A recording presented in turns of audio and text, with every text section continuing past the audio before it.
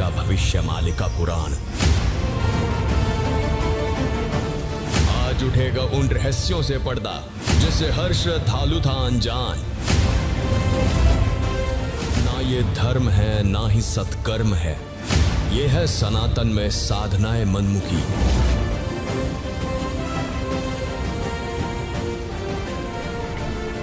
दर्शकों 2025 आने वाला है। नए साल की शुरुआत से ही भविष्यवाणियों का दौर शुरू हो गया है। तो आइए दर्शकों जानते हैं सभी भविष्य वक्ताओं की भविष्यवाणियों के अनुसार क्या क्या होने वाला है साल 2025 में। दर्शकों, कबीर परमात्मा ने नानक जी को संपूर्ण अध्यात्म ज्ञान से परिचित करवा दिया था। श्री नानक जी भी इस प्रकार की श्राद्ध क्रिया तथा कर्म कांडी साधना का पुरजोर खंडन करते थे, जिसका प्रमाण भाई बाले वाली श्री गुरु नानक देव जी की जन्म साखी में भी देखने को मिलता है। ये है भाई बाले वाली श्री गुरु नानक देव जी की जन्म साखी, जिसके पृष्ठ 428 पर मौजूद साखी दूनी चंद क्षत्रिय में लिखा है कि एक दिन श्री गुरु नानक देव जी महाराज नगर में गए। वहां एक क्षत्रिय तहसील लाहौर का रहता था। वह अति धनी था। वह गुरुजी को बहुत सत्कार के साथ अपने घर ले गया। उस दिन उसके घर में बहुत चहल पहल थी। गुरुजी ने पूछा, आज आपके घर में कौन सा उत्सव है? उसने कहा, आज मेरे पिताजी का श्राद्ध है। उसके उपलक्ष्य में 100 ब्राह्मणों को भोजन खिलाया है। गुरुजी ने कहा, तेरा पिता तो आज 3 दिन का भूखा है। वह तो उस सामने वाले वन में बघियाड़ की योनि में होकर बैठा है। उसके लिए वहां भोजन ले जा डरना नहीं। तुमको देखकर उसकी मनुष्य बुद्धि हो जाएगी। अब दुनी चंद भोजन लेकर वहां गया, देखा कि एक वृक्ष के नीचे व्याकुल हालत में बैठा है। उसने भोजन उसके आगे रख दिया और कहने लगा, हे पिताजी, मैंने तो आपके निमित्त 100 ब्राह्मण को भोजन दिया। हे पाठक, उस बघियाड़ की बुद्धि गुरुजी के वर से मनुष्य जैसी हो गई। दुनी चंद ने कहा, हे पिताजी, आप तो बहुत ही उत्तम कर्म वाले थे। आपको यह व्याघ्र योनि कैसे प्राप्त हुई?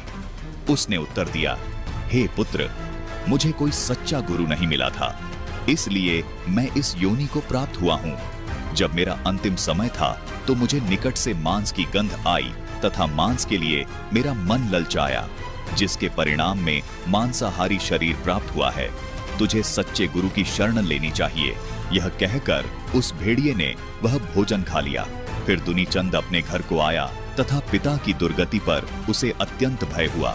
दुनीचंद ने घर में आकर गुरुजी के चरण पकड़कर कहा, हे महाराज, यह माया नर्क का रूप है। मेरे पास 7 लाख रुपया है, मैं आपके अर्पण करता हूँ। इसे आप जहाँ चाहें लगाएं। यह माया तो मेरा परलोक नाश कर देगी, अथवा जैसे यह मेरे लोक परलोक में सहायक बने, वह मार्ग बताओ। दर्शकों, आपसे निवेदन है कि कर्म कांड और पाखंड पूजा को पूर्ण रूप से त्याग कर शास्त्र अनुकूल भक्ति अपनाएं। इस वर्तमान समय में शास्त्र अनुकूल साधना व भक्ति केवल संत रामपाल जी महाराज के पास है और इनसे तत्व ज्ञान प्राप्त करके दीक्षित होने वाले सभी भाई व बहन योगी हैं। यहाँ पर किए गए दान से होने वाले भंडारे में जो भक्त जन भोजन ग्रहण करते हैं, उन भक्तों के भोजन प्राप्त करने से दानकर्ता को पूर्ण लाभ प्राप्त होता है। दर्शकों, आपको ये भी बताना चाहेंगे कि इस भंडारे में दान केवल वो श्रद्धालु ही दे सकते हैं जो संत रामपाल जी महाराज से दीक्षित हैं। उन श्रद्धालुओं के द्वारा दिए गए दान का उनको अद्भुत लाभ प्राप्त होता है। यजमान सहित उनके पितृ व उपस्थित सर्व ब्राह्मणों का उद्धार हो जाता है। जैसा कि विष्णु पुराण के इस लेख से भी स्पष्ट होता है कि 1000 ब्राह्मणों की तुलना में एक योगी अर्थात एक शास्त्र विधि अनुसार भक्ति करने वाले भक्त को भोजन करवाने से यजमान सहित उनके पितृ व उपस्थित सर्व ब्राह्मणों का उद्धार हो जाता है। दर्शकों, संत रामपाल जी महाराज के आश्रम में सभी योगी जन भोजन करते हैं। वे अपने पूर्वजों सहित स्वयं का भी उद्धार करवा लेते हैं। विशेष बात यह है कि संत रामपाल जी महाराज द्वारा प्रदान की जाने वाली भक्ति विधि से साधक कभी भूत प्रेत पितृ की योनि प्राप्त नहीं करता। दर्शकों, जैसा कि कर्मकांडी ब्राह्मण व हिंदू धर्मगुरु कहते हैं कि हम जो कर्मकांड अर्थात श्राद्ध क्रिया, पिंडदान आदि क्रिया करवाते हैं, वो पुराणों में लिखी हुई है। दर्शकों, इसे तो कर्मकांड क्रिया होने से भूत पूजा तथा पितृ पूजा कहा जाता है, जिसके विषय में गीता जी के अध्याय 9 के श्लोक 25 में स्पष्ट लिखा है कि भूतों की पूजा करने वाले भूत बनेंगे तथा पितरों की पूजा करने वाले पितरों को प्राप्त होंगे, अर्थात पितृ बनेंगे। दर्शकों, विचारणीय विषय ये है कि संत रामपाल जी महाराज ने विष्णु पुराण से श्राद्ध विधि का जो श्रेष्ठ तरीका दिखाया है वो भी तो अपने पुराणों में ही लिखा है। इसको नजरअंदाज करने से ही हमारे पूर्वज प्रेत व पितृ बन गए। यदि हम भी उसी शास्त्र विरुद्ध कर्मकांड के द्वारा श्राद्ध क्रिया व पिंडदान क्रिया करेंगे जो भूतों व पितरों की पूजा है, तो हम भी पितृ व भूत योनि को प्राप्त हो जाएंगे। ये परमात्मा का अटल विधान है। इसका प्रमाण चारों वेदों का सार कहे जाने वाले पवित्र शास्त्र श्रीमद् भगवद गीता जी के अध्याय 9 के श्लोक 25 में वर्णित है तथा मार्कंडे पुराण में रोचे ऋषि के जन्म की कथा में भी लिखा है। दर्शकों, जो पुराणों के प्रमाण तथा जो श्रीमद् भगवद गीता जी के प्रमाण हमने आपको दिखाए हैं, वे प्रमाण संत रामपाल जी महाराज के सत्संग प्रवचनों में और भी विस्तार से देखने को मिलते हैं। दर्शकों, संत रामपाल जी महाराज द्वारा बताई गई आदि सनातनी भक्ति विधि की जानकारी सूक्ष्म वेद में अर्थात तत्व ज्ञान में बताई गई है। उस तत्व ज्ञान को वर्तमान समय में संत रामपाल जी महाराज के अतिरिक्त पूरे विश्व में कोई नहीं जानता। इसी कारण से हमारे पूर्वजों को भूत व पितृ बनकर इतना बड़ा खामियाजा भोगना पड़ा।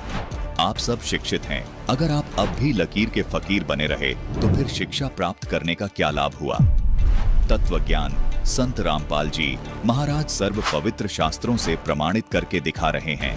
आप सभी को उस तत्व ज्ञान को गहराई से समझकर व संत रामपाल जी महाराज से नाम दीक्षा लेकर अपना तथा अपने पूर्वजों का जो भूत व पितृ योनि में कष्ट उठा रहे हैं उन सब का उद्धार करा लेना चाहिए। यदि आप पुराणों को ही सत्य मानते हैं तो विष्णु पुराण में तो यही स्पष्ट होता है कि यदि एक शास्त्र अनुकूल भक्ति करने वाले योगी को उन 1000 ब्राह्मणों की जगह भोजन खिलाया जाए तो वह उन ब्राह्मणों सहित सभी पितरों का उद्धार कर देता है। आज तक हमारे धर्मगुरु यही गलती करते रहे तथा उन्होंने शास्त्रों के इन पहलुओं पर ध्यान नहीं दिया, क्योंकि इन धर्मगुरुओं को स्वयं ज्ञान नहीं था जिससे पूर्ण मोक्ष हो सकता है। तत्व ज्ञान को अपने शास्त्रों से केवल संत रामपाल जी महाराज ने पूरे विश्व के सामने उजागर किया है।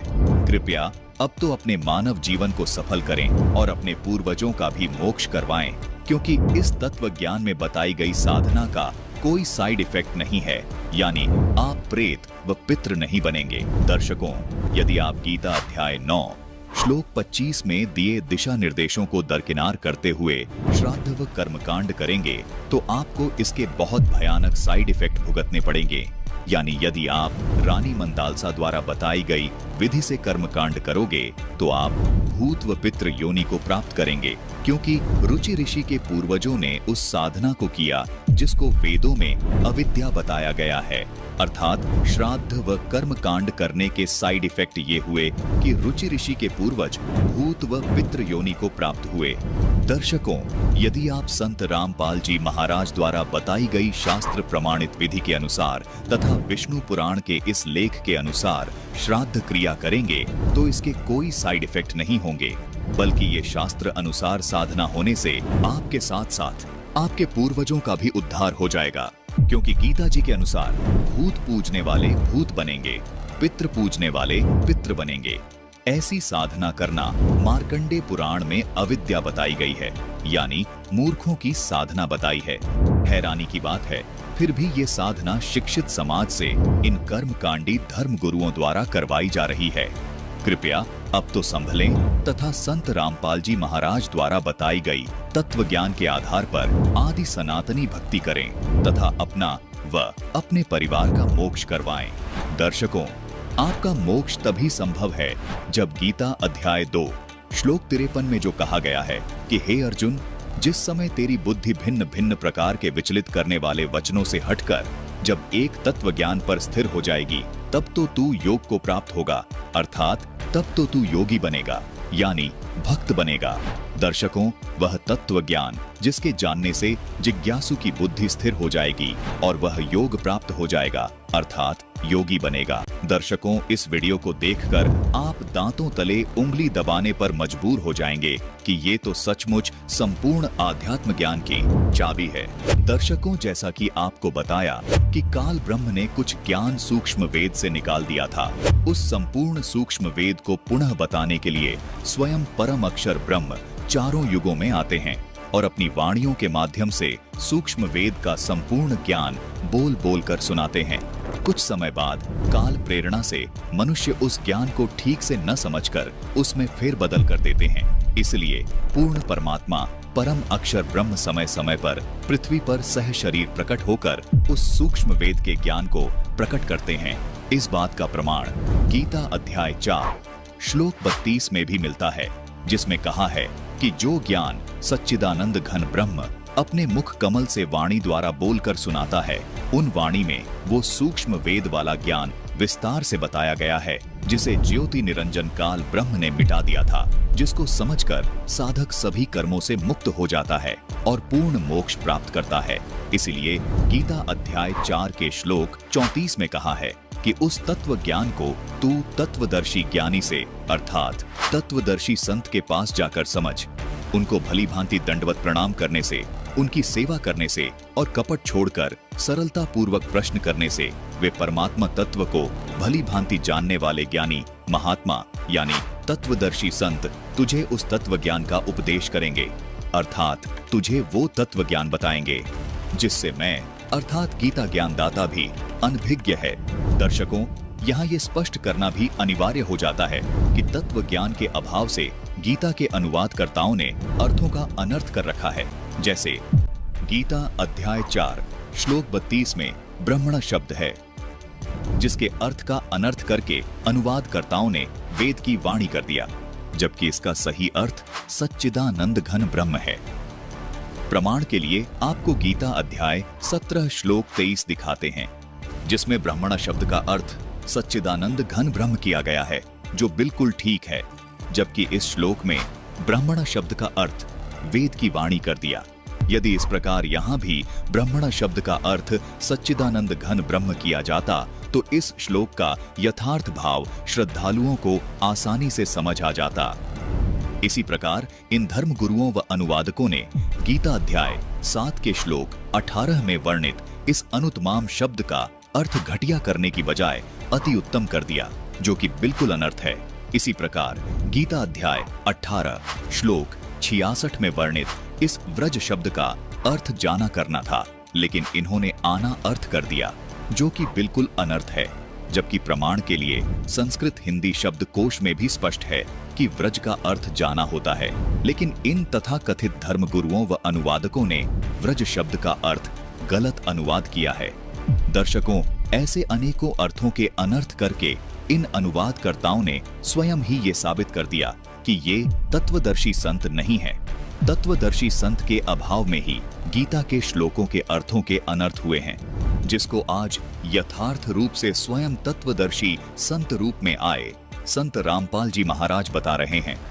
दर्शकों, कलयुग में सन 1398 ईस्वी से 1518 ईस्वी के दौरान स्वयं सच्चिदानंद घन ब्रह्म कबीर परमेश्वर जी ने धर्मदास जी को सूक्ष्म वेद वाला ज्ञान अपनी वाणियों के द्वारा बोलकर पुनः लिपिबद्ध करवाया था। लेकिन कुछ समय बाद कुछ नकली कबीर पंथियों ने काल ब्रह्म से प्रेरित होकर उस सूक्ष्म वेद में फेर बदल कर दी। इसलिए सच्चिदानंद घन ब्रह्म कबीर परमेश्वर जी ने सन 1727 ईस्वी में सह शरीर प्रकट होकर संत गरीबदास जी महाराज को ये सूक्ष्म वेद का ज्ञान प्रदान किया, जो आज वर्तमान में संत रामपाल जी महाराज के पास बिना किसी फेर बदल के शुद्धतम रूप में ज्यों का त्यों उपलब्ध है, जिसको अमर ग्रंथ अर्थात सूक्ष्म वेद के नाम से जाना जाता है। दर्शकों, जिस प्रकार रामचरितमानस को तुलसीदास जी ने रामचंद्र जी के जीवन काल के लाखों वर्ष बाद अपनी दिव्य दृष्टि से विक्रमी संवत 1631 अर्थात सन 1574 में लिखा, जो संपूर्ण हिंदू समाज को आज मान्य है। इसी प्रकार संत गरीबदास जी महाराज को कबीर परमात्मा ने दिव्य दृष्टि देकर सूक्ष्म वेद यानी अमर ग्रंथ विक्रमी संवत 1787 सन 1730 में लिखवाया था।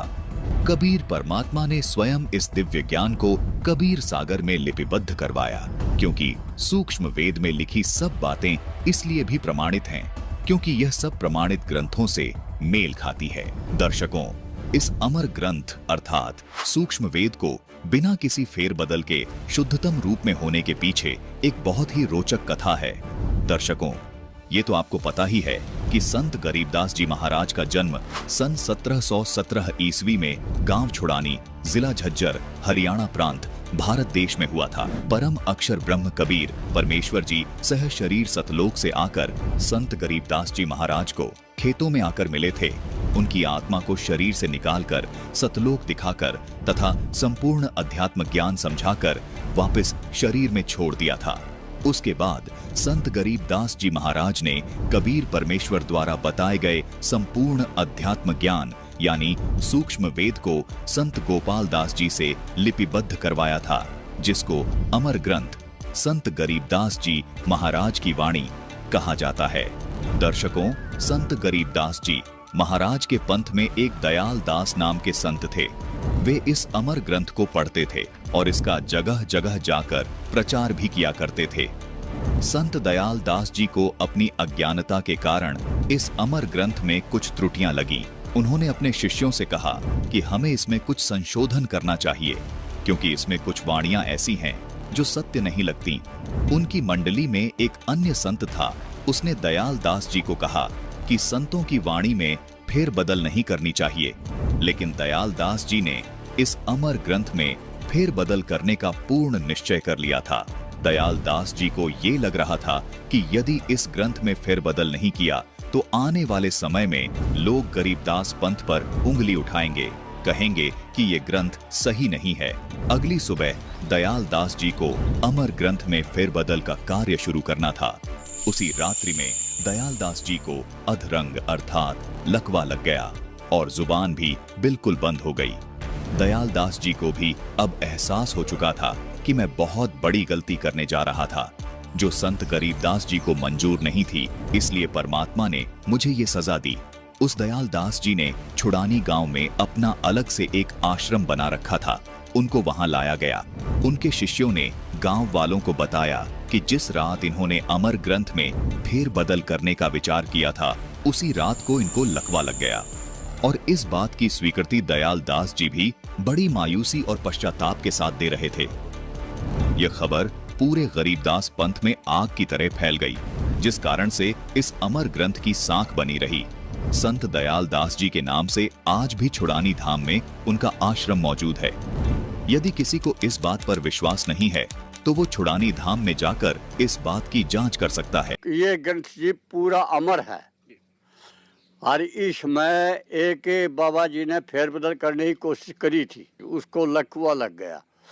फिर किसी की हिम्मत नहीं पड़ी जो इसको फेरबदल कर दे। यानी अब उसके बाद किसी भी संत की हिम्मत नहीं पड़ी इसमें मात्रा तक इधर उधर कर दे। किसी संत की हिम्मत नहीं पड़ी जो वही मतलब इसका फेरबदल कर दे। यानी ज्यों का त्यों है आज भी वही संत ग्रंथ साहिब जो गरीबदास जी महाराज जी ने लिखवाया था। जो महाराज जी ने लिखवाया था गरीबदास महाराज ने, वो वही का वही है। दर्शकों, छुड़ानी धाम में 2 आश्रम हैं। एक आश्रम तो संत गरीबदास जी महाराज के वंशज महंत परंपरा से चला रहे हैं तथा दूसरा आश्रम संत दयाल दास जी के शिष्यों द्वारा संचालित हैं। संत रामपाल जी महाराज के आध्यात्मिक ज्ञान का आधार संत गरीबदास जी महाराज का यही अमर ग्रंथ अर्थात सूक्ष्म वेद है तथा कबीर परमेश्वर जी द्वारा धर्मदास जी के माध्यम से लिपिबद्ध करवाई गई अमर वाणियां हैं। इन्हें भी सूक्ष्म वेद के तौर पर जाना जाता है। दर्शकों, आपको ये सब बताने का तात्पर्य ये है कि संत रामपाल जी महाराज के तत्व ज्ञान का आधार ये सच्चिदानंद घन ब्रह्म कबीर परमेश्वर द्वारा दिया गया तत्व ज्ञान ही है, जिसका ज्ञान तत्वदर्शी संत रामपाल जी महाराज के अतिरिक्त पूरे विश्व में किसी को नहीं है। संत रामपाल जी महाराज जी ने ये प्रमाणित किया है कि आदि सनातनी भक्ति की साधना के 3 चरण होते हैं। आइए जानते हैं संत रामपाल जी महाराज अध्यात्म मार्ग के भक्ति के 3 चरण को किस प्रकार परिभाषित करते हैं। आदि सनातनी पूजा के 3 चरण होते हैं। प्रथम चरण की साधना में इन पंचदेव की साधना के मंत्र होते हैं। उसके बाद दूसरे चरण की साधना, जो कि सनातनी पूजा भी कहलाती है, इसके मंत्र होते हैं ओम तत्। यहाँ तत् सांकेतिक मंत्र है। उसके बाद तीसरे चरण की साधना आदि सनातनी पूजा कहलाती है। इसके मंत्र होते हैं ओम तत्सत, यहाँ तत् और सत सांकेतिक हैं। भक्ति साधना के इन 3 चरणों को आप इस प्रकार समझें, जैसे प्रथम चरण की साधना, जो कि पंचदेव पूजा है, उसको आप प्राथमिक शिक्षा जाने, अर्थात 5वीं कक्षा तक की पढ़ाई जाने, जिसके पढ़ने से आपको आपके जीवन में केवल आंशिक लाभ प्राप्त होते हैं। लेकिन प्रथम चरण की ये साधना भक्ति मार्ग में बेहद महत्वपूर्ण है। जिस प्रकार 5वीं कक्षा तक की पढ़ाई पूरी किए बिना 10वीं 12वीं तक की पढ़ाई नहीं की जा सकती, इसी प्रकार प्रथम चरण की ये पंचदेव साधना किए बिना दूसरे व तीसरे चरण की साधना नहीं की जा सकती। दूसरे चरण की साधना, जो कि सनातनी पूजा है, ये गीता अध्याय 15 के श्लोक 16 में बताए क्षर और अक्षर पुरुष की पूजा है। इसको आप उच्च शिक्षा, अर्थात इसको आप 10वीं तक की कक्षा की पढ़ाई जाने, जो आपको प्राथमिक शिक्षा से कुछ ज्यादा लाभ देती है। तीसरे चरण की साधना, जो कि आदि सनातनी पूजा है, गीता जी अध्याय 17 के श्लोक 23 में भी इसका वर्णन है। ये गीता अध्याय 8 के श्लोक 3 में बताए परम अक्षर ब्रह्म की पूजा है। इसको आप सर्वोच्च शिक्षा जाने, जो कि आपको सब सुख और लाभ प्राप्त करवाती है। दर्शकों, केवल संत रामपाल जी महाराज ही आध्यात्मिक मार्ग की भक्ति साधना इस प्रकार 3 चरण में पूरी करते हैं। दर्शकों, आज के इस एपिसोड में संत रामपाल जी महाराज ने प्रमाणित कर दिया कि हमारे धर्मगुरुओं ने पवित्र पुराणों और पवित्र गीता जी को ठीक से न समझकर इनके महत्वपूर्ण पहलुओं को छोड़कर बहुत बड़ी गलती की है। दर्शकों, ठीक इसी प्रकार की गलती इन धर्मगुरुओं ने श्री रामचरितमानस यानी रामायण के उन महत्वपूर्ण पहलुओं को छोड़कर की है, जो मानव के मोक्ष के लिए जरूरी थे। लेकिन इन धर्मगुरुओं ने श्री रामचंद्र जी की जीवनी को एक राजा और रानी की कहानी के रूप में ही प्रस्तुत किया है। लेकिन इस पवित्र ग्रंथ में इतने गूढ़ रहस्य भरे हुए हैं, जिनको ये हमारे धर्मगुरु समझ नहीं सके। उदाहरण के लिए रामचरितमानस के बालकांड के दोहा नंबर 143 में वर्णित 12 अक्षर मंत्र का जाप मनु और सतरूपा जी करते थे, जो मोक्ष के लिए बहुत ही महत्वपूर्ण है। उस 12 अक्षर मंत्र का अर्थ गलत अनुवाद करके संपूर्ण मानव समाज को मोक्ष से वंचित कर रखा था। दर्शकों, उस 12 अक्षर मंत्र का संपूर्ण भेद संत रामपाल जी महाराज ने संपूर्ण संसार के सामने उजागर करके दिखा दिया है। सोचने वाली बात है, जब श्री रामचंद्र जी का जीवन ही कष्टमय रहा, तो उनको पूर्ण परमात्मा मानकर उनकी भक्ति करने वाले श्रद्धालुओं का जीवन कैसे सुखमय हो सकता है। तुलसीदास जी द्वारा रामचरितमानस में ये भी स्पष्ट प्रमाणित हुआ कि जिस प्रकार भगवान राम उर्फ श्री विष्णु जी पूर्ण ब्रह्म अर्थात सच्चिदानंद ब्रह्म की भक्ति करते हैं, उनकी वंदना करते हैं, इसी प्रकार आप भी पूर्ण परमात्मा की भक्ति करें, तभी आपका जीवन सुखमय हो सकता है। जो भक्ति मनु और सतरूपा सतयुग के आदि में कर रहे थे, आज वर्तमान में वो भक्ति केवल संत रामपाल जी महाराज ही दे रहे हैं।